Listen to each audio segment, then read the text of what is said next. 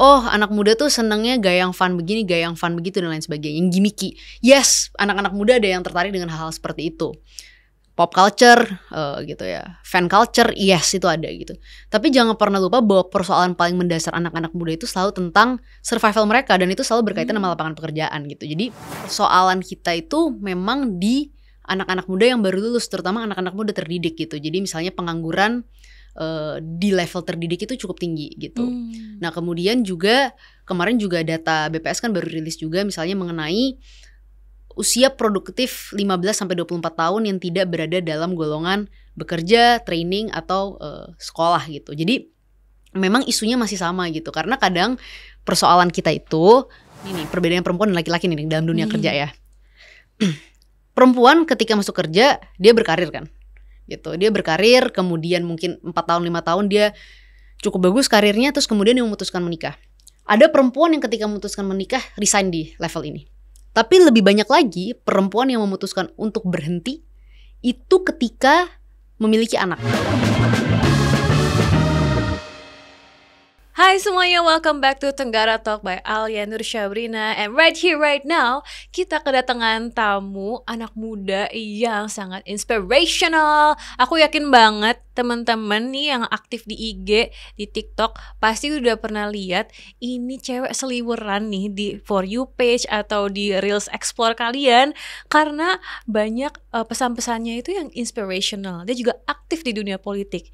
Dan dia ini orang yang sekarang menjadi staf khusus BUMN. Oh my god, who is it? Let's say hi to Samara Amani.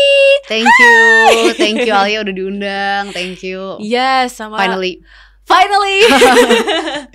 Ya, sedikit background untuk teman-teman yang mungkin belum kenal. Waktu itu kamu pernah jadi mantan ketua DPP PSI juga kan ya? Ya. Yes, and then also pernah nyalek juga ya? Ya. Dan sekarang kamu sebagai staf khusus Menteri BUMN. Oh my god, girl, slay. Enggak juga. Slay dong, slay. Gimana? How are you? And akhir-akhir ini tuh lagi kesibukannya apa aja? Baik, seru lah ya, seru. Kesibukan sih akhir-akhir ini lebih ke ya BUMN sih, benar-benar kayak fokus kerja BUMN aja. Karena kan semenjak diangkat sama Pak Erik waktu bulan Desember itu, kita tuh ada beberapa prioritas gitu. Pak Erik kan waktu itu ngangkat aku di bidangnya kebijakan publik. Nah spesifiknya itu beliau pengen aku fokus di employee well-being. Employee well-being itu yang mencakup kesejahteraan karyawan-karyawan BUMN. Nah yang jadi fokus aku tuh saat ini ada dua yang sangat spesifik, yaitu masalah supporting system untuk karyawan perempuan, daycare juga. Terus yang satunya lagi adalah masalah kesehatan mental gitu. Gimana kita bisa menciptakan space-space dan komunitas-komunitas atau misalnya arrangement-arrangement yang membuat para pekerja kita nggak burn out gitu. Karena Pak Menteri itu percaya banget gitu kalau misalnya kita pengen perusahaan yang produktif, perusahaan yang sehat gitu di level BUMN, itu kita harus punya karyawan-karyawan yang juga produktif, yang bahagia, yang ya disupport gitu loh. Jadi kan ya kayak gitu kan take and give ya, we expect something from our employees, tapi juga we have to give them something gitu kan, they should feel the benefit gitu. Oh, I see. Nah kemudian kan Samara ini udah aktif lumayan lama ya di dunia politik ya. Mungkin dari sekitar tahun 2015 berarti ya? 2015.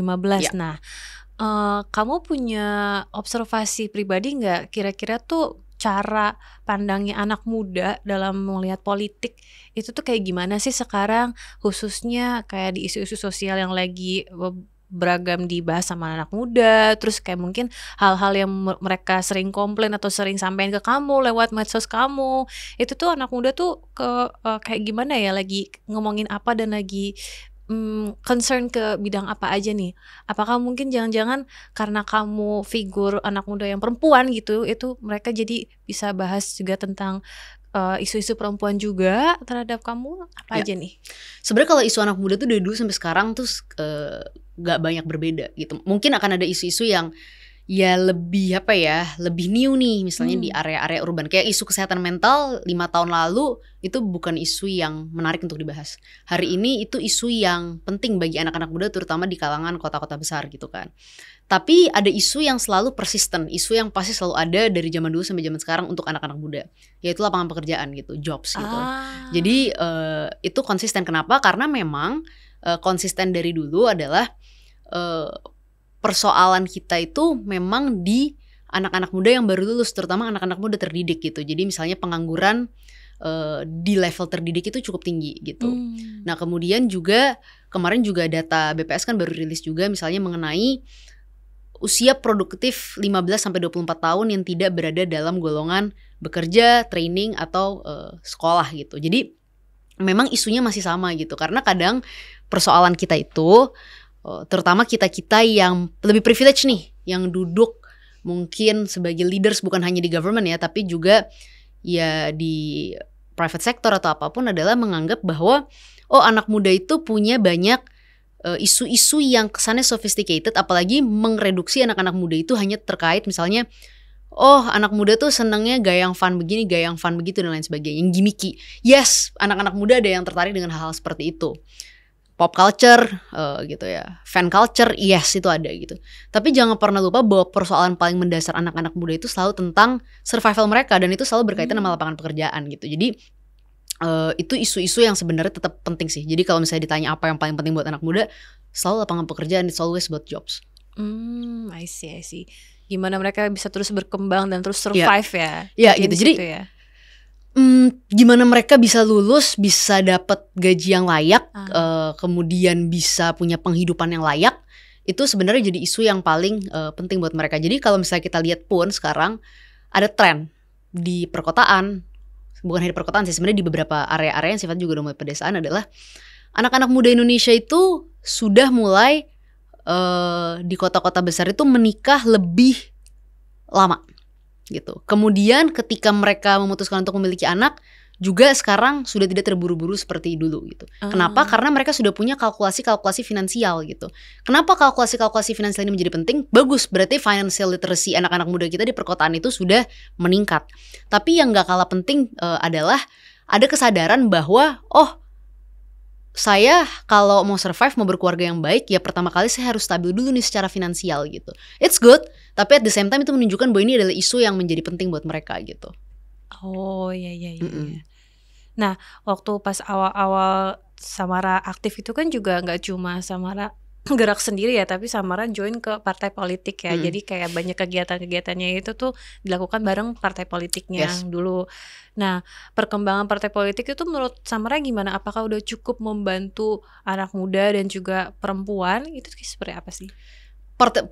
Menurut aku partai politik itu adalah salah satu instrumen yang paling penting dalam demokrasi Indonesia. Jadi dulu waktu aku keluar dari partai, orang mungkin menganggap bahwa kok tiba-tiba Samara yang tadinya sangat percaya dengan partai politik soalnya nggak percaya dengan partai politik. Enggak gitu. Jadi aku keluar dari partai karena memang aku menganggap mau jalannya beda nih. Aku pengen punya orientasi yang mungkin agak berbeda. Nggak harus lewat partai ketika itu kan.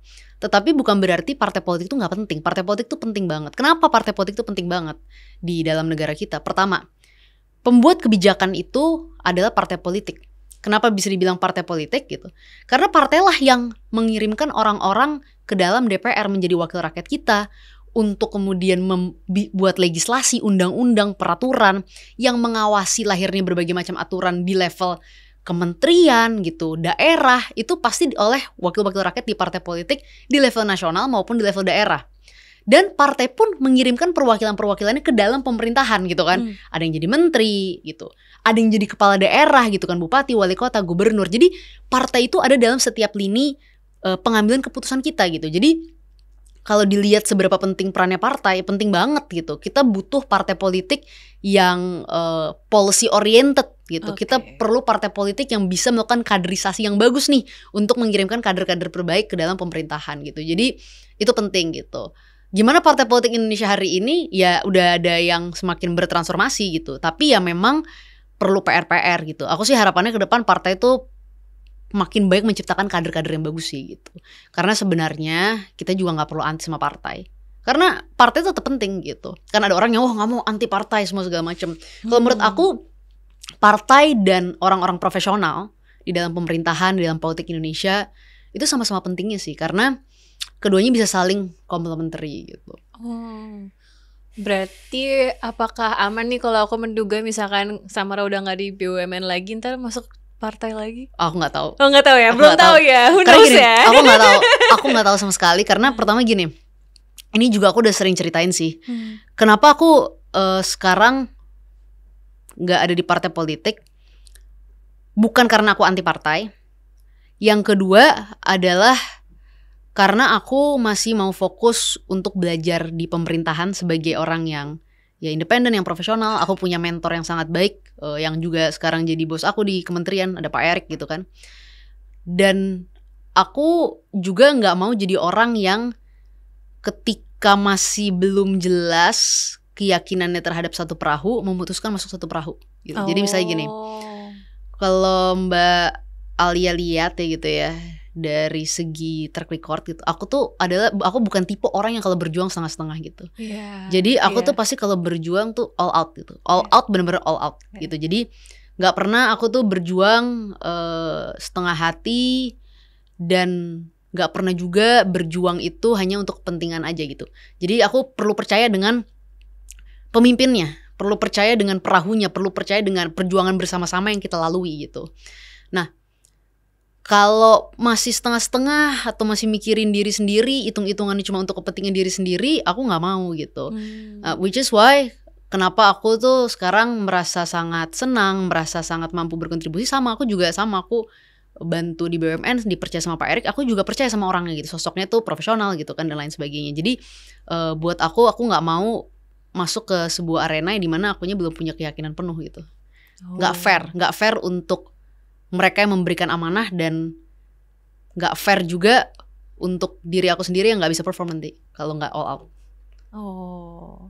Berarti kamu tipe yang benar-benar jujur, tulus, dan punya integritas tinggi gitu ya. Pokoknya ya kalau nggak sesuai dengan hati, aduh jangan deh gitu ya. Ya soalnya nanti hasilnya nggak bagus gitu. Kalau hasilnya nggak bagus kan nggak perform kan malu dong. Dan bukan cuma malu, tapi ya kita kan hidup dinilai dari track record kita gitu. Jadi kalau kita sebagai seseorang itu nggak bisa punya loyalitas, nggak bisa punya integritas, nggak bisa punya track record yang baik, dan nggak punya performa yang bagus, itu kan selalu jadi catatan. Nah sekarang kan jadi lagi fokus di BUMN nih. Ada agenda khusus nggak, kayak langkah-langkah khusus yang bikin kamu bisa memastikan nih ke masyarakat kalau guys percaya aja sama BUMN, nggak apa-apa, kita pasti bisa kerja efektif, kita pasti bisa provide teman-teman semua nih masyarakat dengan baik, aman gitu. Kayak agendanya gimana nih untuk meyakinkan masyarakat seperti itu? Kalau menurut aku sih sebenarnya gini, ya BUMN kan punya banyak ruang gitu. Artinya ruangnya gini, maksudnya satu, ada yang sifatnya mereka adalah melakukan pelayanan publik gitu, kayak KAI dan lain sebagainya. Tapi juga kalau aku sih merasa bahwa yang paling penting dari kenapa kita harus percaya dengan BUMN hari ini, itu kan sebenarnya bisa dilihat dari performa gitu. Jadi kita kalau misalnya mengukur sesuatu itu harus berdasarkan performa. Performa tuh apa? BUMN itu sebenarnya untung gak sih gitu. BUMN tuh mampu memberikan berapa banyak dividen kepada negara. Dan juga misalnya apakah BUMN itu mampu menyelesaikan hal-hal yang sifatnya strategis yang ditugaskan menjadi proyek strategis pemerintah. Yang pertama, BUMN hari ini tuh keuntungannya gitu ya sampai 250 triliun. Wow. Dividen, ya, itu duit ya segitu banyak. Dividen ke negara itu konsisten sekitar 80-an triliun. Gitu. Jadi artinya dengan seperti ini, ya BUMN tuh perform gitu. BUMN itu menunjukkan bahwa kinerjanya bagus hari ini. Apakah BUMN masih punya beberapa kekurangan? Ya pasti ada kekurangan gitu. Nah, ya memang di era Pak Erik ini transformasinya terasa lah. Terus kemudian juga semakin banyaknya merger yang makin menyehatkan BUMN gitu, holdingisasi dan lain sebagainya gitu. Jadi dari segi indikator-indikator mengukur kesuksesan, yang paling gampang kan melihatnya angka. Untungnya berapa sih, dividen yang dikembalikan kepada negara berapa sih. Tapi juga ada satu hal lagi yang menurut aku juga penting. BUMN itu karena memiliki kontribusi yang cukup besar terhadap perekonomian nasional gitu. BUMN itu selalu bisa menjadi benchmark untuk perbaikan-perbaikan ke depan.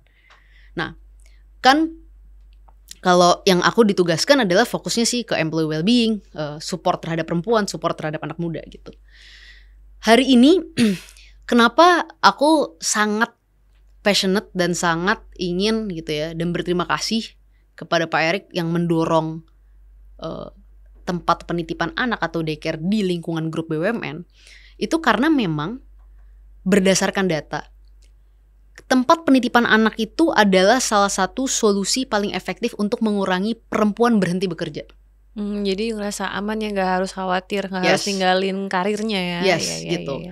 Nah, memang hari ini kan kita kan ya lingkupnya kita harus berpikir apa yang bisa kita kerjakan dengan lingkup kita.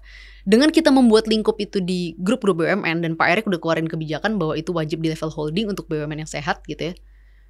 Ya kita harapkan kalau BUMN-BUMN ini memiliki tempat penitipan anak gitu, kita akan menjadi benchmark yang baik ke private sector, ke swasta, dan bisa mendrive change itu ke swasta. Kenapa ini penting banget? Karena perempuan itu, nih perbedaan perempuan dan laki-laki nih dalam dunia kerja ya. Perempuan ketika masuk kerja, dia berkarir kan gitu. Dia berkarir, kemudian mungkin 4 tahun 5 tahun dia cukup bagus karirnya, terus kemudian dia memutuskan menikah. Ada perempuan yang ketika memutuskan menikah resign di level ini. Tapi lebih banyak lagi perempuan yang memutuskan untuk berhenti itu ketika memiliki anak. Akhirnya mereka resign dari pekerjaannya gitu kan. Nah mereka resign, mereka mengurus anak karena tidak ada support system yang membuat mereka bisa mengurus anak mereka gitu. Belum tentu kan semua perempuan punya ibu, punya nenek, punya saudara yang dimana anaknya bisa dititipkan. Nah ketika dia resign dan mengurus anak, misalnya anaknya udah besar nih 5 tahun, terus dia kembali ke dunia kerja. Nah dia ketinggalan 5 tahun kan dari counterpartnya dia laki-laki yang ketika memulai pekerjaan bareng sama dia itu konsisten tuh, karirnya naik terus gitu. Sementara perempuan ada downtime-nya, berhenti, bahkan gak kembali lagi ke dunia kerja gitu. Jadi berhenti gitu. Makanya dari segi angka, partisipasi angkatan perempuan dan laki-laki masih timpang gitu. Kalau gak salah laki-laki itu 80-an%, perempuan tuh masih di 60-an% gitu. Dari segi pendapatan juga masih timpang. Kalau secara data global kalau gak salah sekitar 20-an% gitu. Jadi ketimpangan-ketimpangan itu masih ada gitu. Nah kalau kita bisa menciptakan tempat penitipan anak yang membuat perempuan itu gak harus berhenti mengejar mimpi, gak harus berhenti berkarir, ya itu akan memudahkan mereka dan akan mendorong mereka untuk tetap stay di dalam angkatan kerja gitu. Ya itu sih sebenarnya yang kita pengen dorong gitu. Berarti pengen impiannya nih, kayak impian long termnya dalam skala besarnya itu ada daycare-nya ini nih banyak banget tersebar seluruh Indonesia gitu ya. Hopefully ya. Tapi ya kan kalau aku sih merasa bahwa apa yang dilakukan Pak Menteri di BUMN tuh ya kita anggap aja itu first step gitu. Jadi gini, dulu waktu aku masih muda banget gitu, aku tuh selalu pengen banget buat impact itu dalam skala yang selalu besar. Buat impact dalam skala besar sih tetap pengen sampai sekarang. Cuma selalu pengennya, wah gimana kita bisa menciptakan perubahan dalam waktu singkat dan besar. Itu kan selalu kita ketika muda ingin melakukan itu gitu. Cuma makin kesini aku sadar aja gitu bahwa ketika kita mau make impact, ketika kita mau buat dampak, ketika kita mau menciptakan hal baik, kadang kita gak harus berpikir langsung sebesar itu ke depan gitu. Aku cuma pengen ngelakuin apa yang aku bisa dengan lingkup yang ada aja sih sekarang. Gitu. Ya hopefully bisa drive that change gitu. Tapi kan paling enak itu kita bekerja dengan indikator-indikator yang jelas kan. Kalau misalnya kayak sekarang kita punya ruang lingkup nih, kita dikasih penugasan, urusin ini nih gitu kan. Oh clear nih targetnya, kita punya ada 40 holding BUMN. Let's see kita bisa dorong berapa banyak dari semua holding ini untuk punya daycare gitu. I see. Ini agak off topic sedikit, agak keluar dari lingkup BUMN dikit ya. Tapi ini agak nyambung nih soalnya sama salah satu episode Tenggara Talk yang lain, yaitu kita sempat bahas juga tentang perempuan dan juga daycare, sempat kebahas nih, ada kritik juga nih bukan sekitar sih, kayak lebih kritik membangun, mungkin kayak pengen bertanya aja gitu, kenapa ya kok mesti bikin daycare dari nol lagi, bikin baru, instead of that kenapa enggak dananya dialokasiin untuk memperbagus dan memfasilitasi lebih banyak puskesmas dan juga posyandu yang yang udah ada gitu. Kayak ada pertanyaan-pertanyaan kayak gitu. Bukan berarti daycare nggak ngebantu sama sekali ya, daycare ngebantu, cuman kayak ada pertanyaan aja, ada kritik kenapa nggak dananya dialokasiin dulu untuk improve yang udah ada dulu gitu loh. Menurut kamu gimana responnya? Posyandu tuh sebenarnya punya peran yang bisa sama seperti daycare di masa depan kalau misalnya functionality-nya bisa diimprove. Nah ya kan, gitu. Jadi sebenarnya gini, daycare itu kan bukan gini loh, daycare itu kan fungsi sebenarnya. Dia itu bukan not necessarily ketika kita bicara daycare, kita not necessarily bangun daycare yuk besok gitu. Enggak gitu. Ya kalau di perusahaan kan emang mereka butuh daycare-nya di tempat itu gitu. Tapi kalau kita bicara di level negara gitu kan misalnya kan. Iya, benar. Ya functionality dari Posyandu tuh justru bisa banget menjadi daycare di masa depannya. Jadi kenapa? Dibarengin ya. Yes, karena Posyandu itu adalah tempat di mana ada edukasi kepada ibu gitu. Ada edukasi kepada anak dan lain sebagainya gitu. Nah, peran edukasi Posyandu itu kan penting banget gitu dan harus terus kita enhance, harus terus kita dorong. Tapi at the same time gitu ya, kalau functionality-nya atau kemampuan mereka gitu ya bisa diimprove secara infrastruktur, secara kapasitas orang-orangnya di sana, bukan nggak mungkin itu jadi ruang-ruang di mana bisa jadi tempat penitipan anak. Cuma realistically speaking nih, untuk secara realistis ya memang kan nggak mungkin perubahan seperti itu tuh secepat itu gitu, karena pasti testingnya butuh waktu dan lain sebagainya. Dan kita untuk memahami gini loh, untuk memahami kayak soal daycare ini kita harus paham dulu daycare itu apa esensinya. Karena daycare itu bukan cuma anak dititipin gitu. Daycare itu adalah tempat di mana anak itu ya belajar tumbuh gitu ya. Ya dititipkan juga tapi belajar tumbuh, belajar bersosialisasi dengan teman-temannya. Dan orang tua tuh biasanya juga dapat edukasi di situ. Ya kan cara memberikan makan anak yang baik gitu dan lain sebagainya gitu. Karena contoh nih kayak di daycare kita di kementerian gitu ya. Kan pagi-pagi biasanya orang tuanya tuh ibunya tuh membawakan makanan buat anaknya. Nah makanan itu seperti apa tuh kadang-kadang di-assist, di-advise sama para pengasuh-pengasuh daycare yang ada di sana gitu. Nah jadi peran-peran edukasinya ada, baik ke ibu, baik ke anak gitu kan. Jadi ya itu sih. Dari segi akses higienis, kesehatan dan lain sebagainya iya, tapi daycare itu berbeda dengan klinik atau puskesmas. Jadi kalau Posyandu iya, tapi kalau puskesmas mungkin agak beda nih gitu. Kenapa? Karena puskesmas itu lebih kepada juga tindakan-tindakan yang memang sifatnya kepada aspek kesehatan. Kalau daycare ini sebenarnya lebih berat di edukasi gitu. Mungkin ada aspek-aspek kesehatan tapi sifatnya edukatif gitu. Jadi bukan sifatnya adalah mengambil tindakan gitu. Oke, I see. Jadi masih bisa bersinggungan ya itu kalau misalkan emang bisa pelan-pelan kita perbaiki satu-satu ya. Ya mungkin nanti ya kalau misalnya ada pengambil kebijakan yang bagus, ya kita harapkan pengambil-pengambil kebijakan kita di masa depan akan makin progresif. Dan aku yakin kok Indonesia ini akan makin punya banyak leaders yang progresif. Ya mungkin bisa, itu salah satu bisa dipikirkan. Aku sih belum kepikiran ya gimana secara teknis detailnya, tapi possibility-nya, potensinya tuh sebenarnya ada gitu. I see, okay. Aku sekarang pengen kepo lebih jauh tentang samarannya dong. Iya boleh. Samara pernah kebayang gak aku kerja di BUMN gitu. Dulu pernah kebayang gak? Atau emang jangan-jangan dulu nargetin gitu, aku pengennya kerja di situ? Enggak sih, jadi gini ya, mimpi aku waktu masih kecil, masih kecil lah, waktu SMA itu kan sebenarnya jadi pengacara. Tapi terus gak jadi. Terus gara-gara suka nonton film kayak action semua segala macem, terus kayak pengen jadi penegak hukum nih kayaknya, tapi nggak jadi juga. Tapi seiring dengan waktu tuh aku pengen jadi politisi.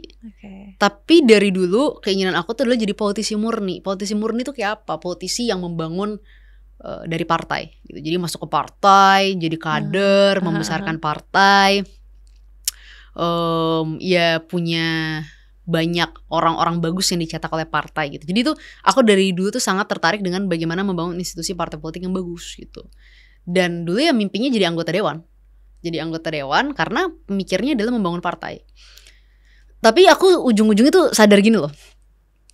Ya apa yang kita harapkan, ekspektasi kita gitu ya, terus keinginan kita di masa lalu dan lain sebagainya itu kadang-kadang ya beda sama realitasnya. Jalan kita mungkin gak ke situ gitu loh. Jalannya mungkin gak jalannya relate ya. Iya, jalannya mungkin gak jadi anggota dewan. Karena gini, dulu waktu tahun 2019 gitu ya, ya dulu kan aku maju gitu, jadi calon anggota dewan dari Dapil Jakarta. Waktu itu aku dapat suara sekitar 140.000. Nah suaranya itu terbesar kedua besar kalau gak salah. Nomor satunya itu Pak Hidayat Nur Wahid dari PKS. Nah menurut ya hasil hitung dapil ya itu masuk jadi anggota dewan. Tapi kan ketika itu partaiku gak memenuhi syarat parliamentary threshold 4%. Nah dari situ aku belajar satu hal gini. Kan orang pada bilang gila sayang banget semua segala macam, harus nyalek lagi semua segala macam. Tapi aku sih enggak, aku mikir gini, ya memang bukan garis tangannya jadi anggota dewan di tahun 2019 gitu loh. Belum rezeki, bukan garis tangannya, atau ya memang bukan takdirnya jadi anggota dewan, kan nggak tahu gitu kan. Ya mungkin ya kan kontribusi untuk Indonesia tuh nggak harus selalu menjadi anggota dewan, dan nggak harus mungkin dalam pemerintahan. Ada banyak tempat di mana kita bisa kontribusi juga kok, nggak harus pemerintahan gitu. Jadi ketika itu aku langsung mikir kayak, oh ya udah nggak apa-apa gitu, nggak jadi anggota dewan nggak apa-apa, aku nggak merasa sedih, bitter, wah kita harus ini atau enggak, santai aja gitu. Dan begitu aku nggak kepilih kan aku sekolah lagi, belajar lagi gitu. Dan setelah itu juga aku juga bukan tipe yang mau nargetin nih abis ini mau masuk pemerintahan nih gimana nih caranya, enggak juga. Aku bener-bener santai banget. Makanya ketika aku balik dari Amerika tuh aku banyak buat komunitas-komunitas. Ada namanya komunitas teman sandar yang fokusnya membantu korban kekerasan seksual gitu kan. Ya, terus juga aku banyak ketemu sama teman-teman yang dulu-dulu banyak bergerak di bidang ya pengembangan anak muda gitu kan. Terus habis itu kesehatan mental dan lain sebagainya. Jadi ketika itu buat aku ya aku mau make an impact. Bisa di mana aja. Mungkin bisa di partai dulu, kayak dulu kan di partai gitu. Mungkin bisa di luar gitu. Nah kebetulan aku ketemu sama seseorang yang buat aku tuh ya, aku bilang ini di mana-mana lah ya, Pak Erick Thohir itu udah kayak mentor buat aku. Jadi aku tuh sangat mendengarkan omongan-omongan dia gitu. Sangat mendengar. Aku ada merasa terinspirasi lah, karena cara aku berpikir sama cara beliau berpikir tuh beda total. Gitu. Pak Erick itu kan latar belakangnya adalah pengusaha, terus profesional gitu. Jadi cara pikir dia itu sangat professionally oriented. Sementara aku kan lahir dan besar sebagai politisi gitu. Nah cara pikir yang berbeda ini membuat aku tuh kayak belajar banyak banget yang aku gak pernah pelajari selama aku menjadi seorang politisi gitu. Beda banget dunianya gitu. Nah aku ya bersyukur dipercaya, diminta beliau membantu dan lain sebagainya gitu. Tapi orientasi utamaku sih bukan masalah duduk jadi apa, di posisi mana. Ya cuma pengen make an impact. Dan I think kita semua ini kan masih muda ya. Dan aku selalu percaya kita sebagai anak muda itu ya harus sadar bahwa proses pembelajaran kita tuh masih panjang. Kita udah tua aja masih harus belajar, apalagi masih muda gitu. Jadi santai aja. Jadi walaupun ini sebenarnya unexpected, you never plan to be in BUMN, tapi tetap aja you take this as a learning experience karena aku pengen berkembang lebih jauh ya. Dan ya aku pengen make an impact aja sih. Iya. Aku gak nyangka juga ternyata pola pikirnya segitu bertolak belakangnya ya. Dan ya beda kan, beliau kan beda. Pernah ngerasa kesulitan gitu gak dari hal tersebut? Kayak tantangannya apa sih selain harus kamu adjust pola pikir baru itu atau gimana? Kalau aku sih gak merasa kesulitan, karena aku justru gini, aku punya base pemikiran gitu kan. Tapi base pemikiran aku tuh kan gak cukup gitu. Tiba-tiba ada sosok yang profesional gitu kan ya. Terus habis gitu nilai-nilainya tuh sangat ya teknokratik juga at the same time sometime gitu kan. Nah itu mengenrich aku gitu. Oh iya benar, cara ngambil keputusannya gak boleh kayak gini tapi seperti ini gitu. Justru aku banyak belajar. Kalau ditanya ada challenges spesifiknya sih nggak juga sih. Paling ya dealing with birokrasi. Tapi dan dealing with birokrasi kan emang harus sesuatu yang kita bisa handle kalau misalnya kita dalam pemerintahan kan gitu. Tapi yang aku senang adalah karena memang yang ditugaskan ke aku adalah isu-isu yang aku sangat passionate. Dan aku dikasih keleluasaan untuk menjalankan isu-isu yang aku ngerti, yang aku passionate. Jadi gak banyak challenges sih. Karena Pak beliau orangnya kalau sebuah ide itu bagus, didukung, pasti dukung. Kamu sendiri tapi sebagai perempuan ya di dunia politik yang memang kamu bisa ngeliat sendiri ya, mayoritas tuh cowok-cowok kan pasti. Do you ever feel lonely atau merasa justru diintimidasi atau dipojokkan cuma gara-gara kamu tuh perempuan di dunia politik? Pernah gak kayak gitu? Diintimidasi sering sih. Really? Ya, pastilah. Itu kalau misalnya diintimidasi dari segi sama yang senior dulu waktu pertama-tama aku masuk ke politik sering gitu ya. At least kadang secara harus juga gitu kan, kayak ngerti apa sih anak masih perempuan, masih muda dan lain sebagainya. Yang kemarin aku juga baru cerita, kalau kita tuh politisi-politisi perempuan, apalagi masih muda dan ketika itu baru pertama kali masuk ke politik, yang pertama kali dilihat sama mereka tuh bukan pikirannya dulu. Mau sebagus apapun argumentasi kita, terkadang yang dikomentarin ya baju kita lah, lipstick kita lah dan lain sebagainya gitu. Jadi dulu sih sering gitu. Terus juga pastilah pelecehan-pelecehan yang sifatnya verbal gitu, kayak di komentar gitu kan, kayak dasar lah, apalah, inilah, itulah, yang semuanya tuh kata-kata kasar yang hanya ditujukan kepada perempuan gitu. Itu pasti. Itu sehari-hari lah, sampai hari ini lah kalau itu. Tapi lama-lama we get used to it. Aku gak menormalisasi dan gak menganggap itu benar ya. Tapi as a politician, especially as a female politician, I just get used to it gitu. Karena susah mengontrol orang-orang ini kan gitu. Iya benar. Sama juga ya dulu ketika aku banyak turun ke lapangan ya, ketika aku nyalon, ya banyak orang-orang yang nunjuk-nunjuk marah-marah gitu. Apalagi kan kadang tensi politik panas, kita juga jadi sasaran gitu. Jadi kalau diintimidasi, dianggap remeh, dianggap nggak jelas gitu, dianggap nggak punya prestasi dan lain sebagainya, itu sih udah sehari-hari gitu. Tapi kan at the end of the day aku mikir gini sih, kan nggak bisa juga kita nyenangin semua orang gitu. Kita nggak mungkin menyenangkan semua orang gitu, dan kita nggak mungkin ya bisa perform untuk semua orang gitu. At the end of the day, ya kita fokus aja sama tujuan awal kita, ngapain ada di sini, ngapain kita berpolitik, ngapain kita berjuang, ya itu aja gitu. Yang lainnya menurut aku sih udahlah, emang kayak gitu. Aku kira itu nggak cuma di politik sih, tapi kayak once you are in the public arena, pasti you will face the same issues juga. Cuman dari segitu banyaknya hal-hal yang nggak mengenakan gitu ya yang kamu hadapi sebagai representasi perempuan di dunia politik, menurut kamu di kedepannya nih, di masa depannya di dunia politik Indonesia itu bakal kira-kira memunculkan lebih banyak representasi perempuan lagi nggak ya?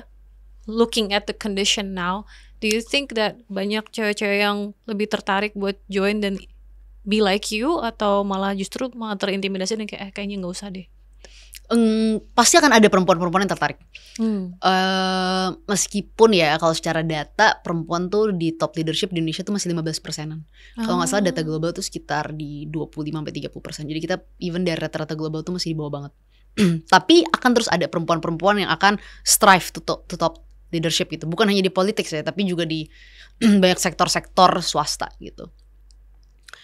Tapi apakah tetap akan ada yang sulit untuk make it? Ya gitu. Tapi make it-nya tuh sulit bukan hanya karena intimidasi dan omongan orang sih menurut aku, tapi emang secara struktur susah gitu. Kayak tadi aku cerita gitu. Ya tuntutan sosial kan sampai sekarang mengurus anak tuh perempuan loh gitu. Gitu. Mengurus rumah itu perempuan. Bikin anak tuh bareng-bareng cewek sama cowok. Makanya gitu. Padahal aku gemes. Padahal rumah dan anak kan harusnya adalah tugas bersama gitu. Tapi itu tuntutan sosialnya gitu. Tuntutan sosialnya kan hanya di perempuan gitu.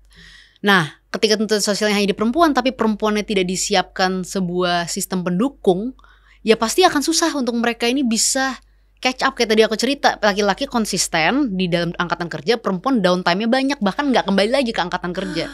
So itu problem-problem mendasar yang harus kita selesaiin dulu nih gitu.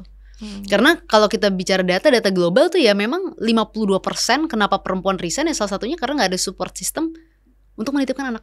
Padahal nih, ini data McKinsey ya 2023. Kalau kita bisa meningkatkan angkatan kerja perempuan itu 3% aja. Tahun 2025 kita tuh bisa menambah perekonomian Indonesia sekitar 135 billion US dollar gitu. Jadi ini 3% women in the workforce in general ya, bukan cuma di politik. In general gitu. In general. Dan kan gini, kalau kita bicara ekonomi, kita bicara kita mau keluar nih dari middle income trap gitu. Kita bicara kita mau boost our GDP. Salah satunya adalah dengan memastikan bahwa angkatan kerja itu yang gak berat satu gender gitu. Karena kan you cannot expect satu gender untuk kerja terus habis itu boost your economy aja gitu. Ya bebannya harus dibagi gitu. Bebannya ya harus laki-laki dan perempuan. Ini kalau kita bicara dari segi ekonomi aja nih gitu. Dan untuk perempuannya sendiri juga jadi lebih bagus. Dan untuk householdnya, untuk rumah tangganya juga lebih bagus gitu. Bayangin ketika sebuah rumah tangga, suatu rumah tangga itu memiliki dual income gitu, baik dari laki-laki dan perempuan dibanding hanya dari laki-laki gitu. Jadi ini kenapa aku ngomong kayak gini, aku menjelaskan dari segi data dan ekonomi. Karena banyak orang ketika kita berbicara soal isu perempuan bekerja, isu kesetaraan gender, kita tuh dipelintir seolah-olah kayak perempuan tuh mau mendominasi laki-laki gitu loh. No, gitu. Kita tuh kalau bicara dari segi yang rasional aja gitu, yang paling rasional aja gitu, memang akan sangat menguntungkan buat kita semua, buat laki-laki sendiri pun untuk perempuan itu bekerja gitu. Jadi untuk laki-laki nih, pesan untuk laki-laki, it's also in your interest untuk perempuan itu bekerja dan being financially independent. Karena dengan begitu rumah tangga kamu juga memiliki income yang lebih sehat, negara kita punya perekonomian yang lebih baik, dan untuk perempuannya dia punya kemampuan untuk independen secara finansial dan bisa ngambil keputusan-keputusan yang juga lebih berdaya ketika dia dalam situasi yang gak enak gitu. Slay, preach girl, preach, yes. Dengerin tuh lalaki, denger. Gak usah ngelarang-larang gak boleh kerja. Kalau dia mau kerja ya udah biarin ya. Betul. Nah, tadi kan sempet ke-mention ya sama tentang middle income trap. But how about poverty trap though? Karena banyak banget juga kan women in general yang gak cuma di Indonesia tapi di seluruh dunia itu banyak yang masih penghasilannya tuh di bawah $2 a day. Dan itu kan juga mikir dong, berarti bisa makan apa kalau penghasilan per hari cuma segitu, sementara makanan harganya naik mulu kan. Nah, banyak yang masih terjebak dalam poverty trap ini juga, poverty cycle.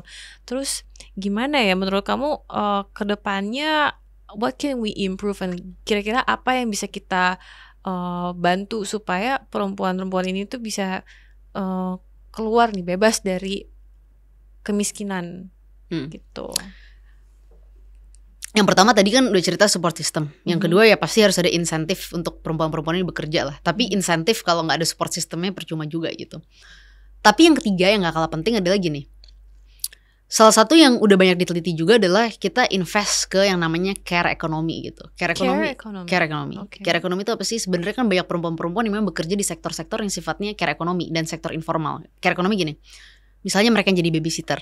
Mereka yang kerja bahkan di daycare, mereka yang kerja misalnya di nursing homes gitu kan. Nah, orang-orang ini semua, atau bahkan mereka yang bekerja jadi mbak kita dan lain sebagainya, itu kan sebenarnya jujur aja didominasi oleh perempuan gitu. Pekerja migran kita juga sebenarnya perempuan loh, yang banyak dan lain sebagainya. Tapi kembali lagi ke care ekonomi dalam negeri dulu nih gitu. Rata-rata mereka yang bekerja di care ekonomi ini juga gitu, mereka itu pun underpaid gitu. Biayanya sedikit gitu, mereka tidak mendapatkan jaminan kerja yang seharusnya dan lain sebagainya. Makanya baik dari mereka yang ya dapat pekerjaan ya pekerjaannya harian aja sifatnya, karena tidak ada sustainability dari sifat pekerjaan mereka.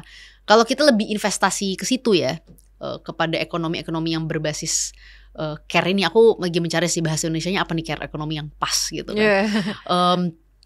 Kalau kita lebih baik investasi ke situ, satu kita membuat support sistemnya, kedua kita meningkatkan angkatan kerja perempuannya sendiri gitu. Karena memang pekerjaan-pekerjaan ini lebih ahli dan lebih canggih ketika dikerjakan oleh perempuan gitu. Memang sudah didominasi. Dibanding kita mengganti sektornya, lebih baik kita investasi di sektor itu dan memastikan sektor itu bisa tumbuh secara baik dan orang-orangnya mendapatkan perlindungan kerja, sistem kerja yang jauh lebih baik gitu. Oke, gitu kan kalau kalau misalnya nih ada term beauty privilege, itu kamu pasti pernah dengar kan. Nah, kalau misalkan kamu ngeliat ada perempuan-perempuan yang diejek atau masuk ke kategori yang di stereotype gitu. Kamu dapat kerjaan itu pasti karena punya beauty privilege contohnya. Tanggapan kamu gimana tentang isu ini gitu? Apakah kamu ngerasa sebaiknya ya udah kalau emang dia cantik ya udah make use of it, atau kamu ada di sisi dimana lebih baik edukasi untuk memahami gitu, jangan sampai menstereotype cewek-cewek seperti itu? Kayak I don't know, I want to know, aku coba pengen tahu aja kamu where do you stand on this kayak tentang isu beauty privilege.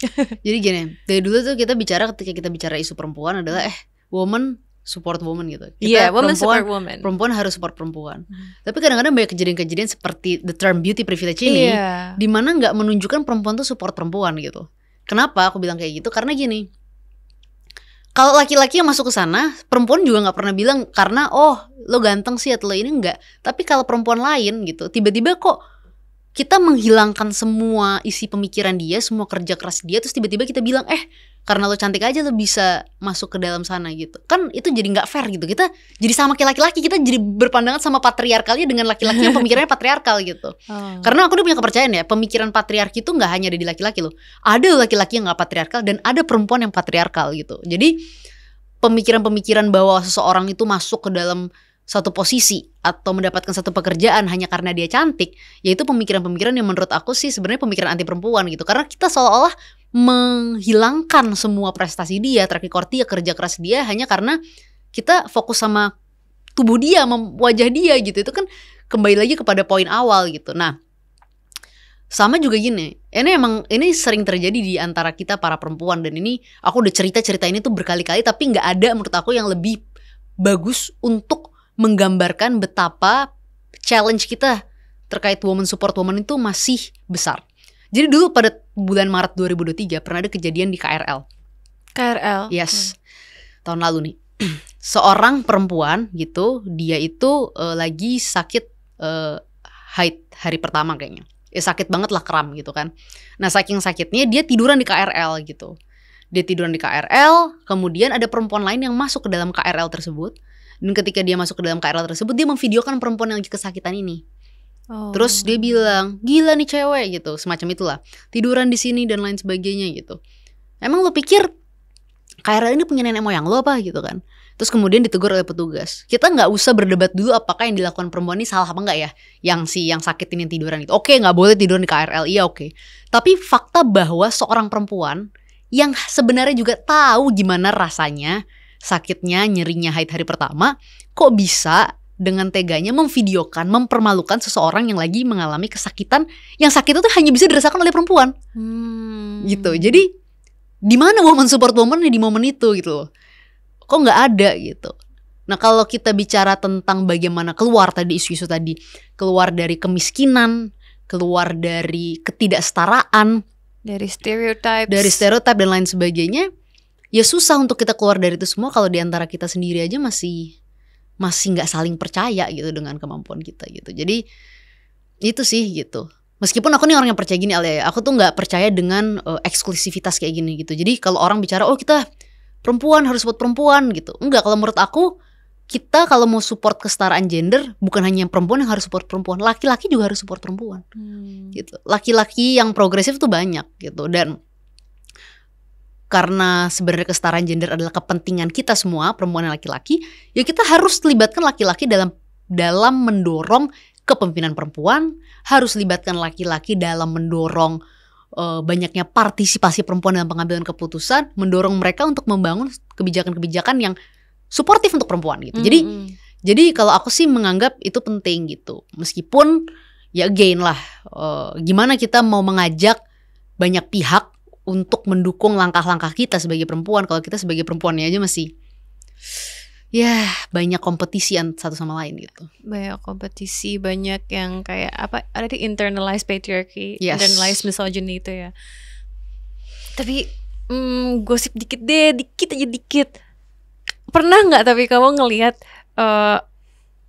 kondisi nih, kasus kamu dengar cerita dari orang-orang, dia mah dapat jabatan itu karena beauty privilege, terus kamu berusaha objektif nih kayak, oke, masa sih mungkin dia achievementnya banyak, terus you try to get to know the person, tapi ternyata bener dia emang cuma beauty privilege doang. Pernah nggak ketemu? Pernah ada nggak? Pasti ada. Ada ya. Pasti ada gitu. Tapi ya? Tapi kalau aku sih gini, aku nggak mau judging gitu, karena I feel like kayak semua orang dikasih tugas, dikasih amanah itu pasti for reason lah. Meskipun ya oke, dia punya privilege ABCDE gitu, tapi ya gimana ya, aku sih selalu orangnya tuh fokus ke hal-hal yang lebih substantif, kecuali orang ini melakukan kesalahan besar ya dengan posisi yang dia kemudian diberikan, apalagi posisi-posisi yang sifatnya publik gitu. Tapi kalau misalnya enggak dan orang ini tiba-tiba perform di pekerjaannya, kan kita nggak fair juga menjudge hanya karena itu kan. Jadi aku tuh orangnya bukan tipe orang yang mau judging sih kayak gitu-gitu sih gitu. And I think dibanding kita judging kayak gitu, aku sih gini, aku dibanding ngelihat sesuatu itu kayak case per case, isu per isu gitu, aku tuh lebih pengen kalau kita bicara isu perempuan, ya kita buat sistemnya dong, kita buat struktur sosial, kita perbaiki struktur sosial kita gitu. Nah, kita buat kebijakannya gitu. Itu gimana pendekatan yang menurut Samara paling ideal untuk benar-benar meninggalkan diskriminasi dan pikiran itu tuh kayak gimana pendekatannya? Itu pasti akan lama. Bingung ya, masih bingung ya? Enggak, bukan masih bingung, akan lama kalau misalnya kita bicara ngilangin stereotip ya. Itu lama banget. Kenapa? Karena kita harus bicara perubahan mindset generasi gitu. Karena ada generasi-generasi yang udah gak bisa diubah gitu kan, gitu. Generasi yang udah jadi gitu. Tapi generasi-generasi yang masih baru, yang mereka masih baru belajar, yang masih baru sekolah, ya kita bisa nih masukin edukasi-edukasi semacam itu dari level sekolah gitu kan. Baik itu ya pendidikan yang lebih inklusif kepada perempuan dan laki-laki dan lain sebagainya. Jadi kalau sifatnya kultural, sifatnya stereotype itu pasti butuh waktu. Butuh 15-20 tahun gitu. Aku sih orangnya realistis gitu. Karena kita bisa ngelakuin semua bentuk-bentuk edukasi ini, tapi masih nggak akan bisa membuat perubahan dalam skala besar. Tapi apa sih yang bisa kita lakukan gitu? Ya selama kita punya leaders yang bisa ngambil kebijakan dan punya kemampuan untuk kadang-kadang bahkan mengambil kebijakan yang gak populer, itu harus kita lakukan. Nah kita bisa apresiasi beberapa hal gitu kan. Misalnya kayak di eranya Pak Jokowi nih. Di eranya Pak Jokowi itu kan udah akhirnya finally lahir undang-undang tindak pidana kekerasan seksual, TPKS gitu. Kita tahu dong perdebatannya itu 12 tahun itu undang-undang gitu. Dari rancangan undang-undang menjadi undang-undang. Betapa banyak penolakan di dalam DPR gitu oleh faksi-faksi tertentu terkait term-term, kata-kata yang berada di dalam sana, jenis-jenis yang dianggap pelecehan atau kekerasan seksual, itu perdebatannya panjang banget gitu. Tapi kan finally gitu, dengan keberanian dan kerja keras, undang-undang itu lahir. Bahkan ketika undang-undang itu lahir masih banyak penolakan gitu, tapi tetap lahir undang-undangnya. Dengan begitu kita memaksa orang untuk mengikuti peraturan yang akhirnya mengubah kultur gitu kan. Karena mungkin dulu ya catcalling gak dianggap pelecehan, ya elah cuma bercanda doang kok. Tapi sekarang itu bisa dianggap pelecehan gitu. Jadi dengan adanya peraturan-peraturan dan keberanian untuk mengambil kebijakan yang kadang gak populer tapi penting, ya itu bisa mengubah kultur. Itu kalau mau yang singkat ya, mau cepet gitu. Tapi at the end of the day, yang stereotype, kesetaraan, kepercayaan, hal-hal yang sifatnya kultural, takes time. Ya, it takes time. Iya gitu, emang gitu. Kalau untuk kedepannya nih, kira-kira kamu ada pesan dan harapan gak yang pengen kamu sampein kepada bapak-bapak presiden dan wakil presiden yang terpilih kita ya, Prabowo dan Gibran? Siapa tahu nih dengan semua ide-ide dan gagasan kamu tadi tentang perempuan, tentang kesetaraan, dan juga tentang employee well-being juga, itu tuh siapa tahu saran-sarannya bisa didengarkan dan mereka terapin dong, iya kan? Ada gak sih harapan-harapannya untuk bapak-bapak ini? Sebenarnya sih kalau aku, harapan aku ya untuk pemerintahan yang baru ya ke Pak Prabowo, ke Mas Gibran gitu ya. Karena mereka berdua adalah kombinasi gitu ya dari ya ada anak mudanya, Pak Prabowo juga sudah lebih matang berpengalaman. Ya harapannya ke depan sih ini keduanya bisa jadi jembatan untuk kita yang muda-muda, untuk kita-kita yang punya harapan dan mimpi ke depan. Kalau aku sih cuma again titip semoga ke depan di era pemerintahan beliau gitu ya berdua, satu kita bisa punya Indonesia yang lebih percaya pada isu-isu anak muda hari ini seperti lapangan pekerjaan dan kesehatan mental. Karena kesehatan mental tuh banyak dianggap tabu. Tapi aku punya kepercayaan dengan pemerintahan ya hari ini sudah mulai dianggap serius, dan mudah-mudahan di pemerintahan baru semakin dianggap serius. Dan kemudian juga mudah-mudahan ya harapannya isu-isu kesetaraan gitu, inklusivitas gitu, bukan hanya untuk perempuan ya, tapi juga untuk kaum-kaum marginal lainnya seperti disabilitas gitu, itu bisa terakomodasi dengan baik. Sama yang terakhir ya tentu karena kita bicara masa depan, kalau kita bicara anak muda, ya semoga di era beliau berdua kita bisa melihat Indonesia yang makin sustainable, makin hijau gitu.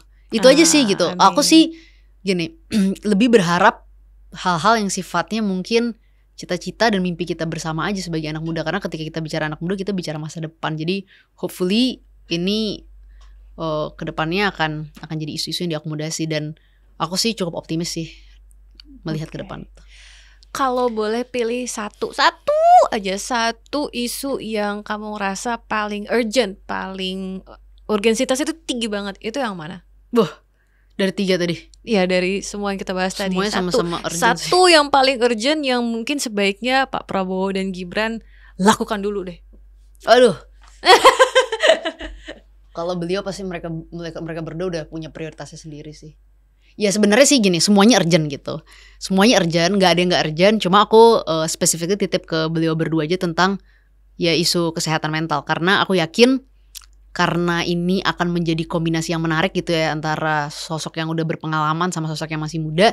Ketika isu ini menjadi salah satu highlight yang penting dari beliau berdua di pemerintahan ke depan, mudah-mudahan kita bisa tackle isu yang masih banyak dianggap tabu ini. Kalau mereka berdua yang endorse gitu, beliau berdua yang endorse bahwa ini isu yang penting, mudah-mudahan itu bisa mengtransform culture kita menganggap ini isu yang penting juga sih.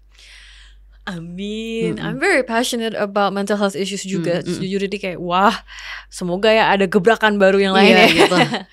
Oke, kayaknya udah banyak banget nih yang kita kupas hari ini. Semoga bermanfaat untuk pendengar-pendengar kita ya. Yang lagi nonton, semoga dicerna dengan baik semua tadi ya. Nah, untuk menutup episode kali ini, Samara, boleh nggak aku minta satu kalimat motivasi untuk yang lagi denger? Satu kalimat aja. Satu kalimat. Motivasi. Semangat terus buat berjuang, karena apapun hambatan kita, kalau kita yakin sama diri sendiri, pasti kita sampai ke tujuan kita. Wow, that's amazing. Yang penting semangat. Semangat. Oke, kalau gitu teman-teman yang udah nonton episode Tenggara Talk kali ini, makasih ya. Semoga semangatnya dari Samara tadi bisa bikin kamu happy. Ya kan? Ih, jarang-jarang lo disemangatin sama Samara tuh. Yang penting ngopi kalau aku. Iya. Jangan lupa guys untuk like dan subscribe ke channel ini. Komen juga. Tolong dong tinggalin komen nih di video ini. Kira-kira bagian mana nih, part yang mana yang paling berkesan buat kamu? Kira-kira mana yang kamu rasa, aku setuju tuh sama Kak Samara. Aku suka banget yang kalimat ini menit ini. Nah, tolong tulis di komen ya, aku pantau nih, aku tungguin. Oke, kalau gitu jangan lupa untuk nantikan episode Tenggara Talk lainnya. Bye-bye.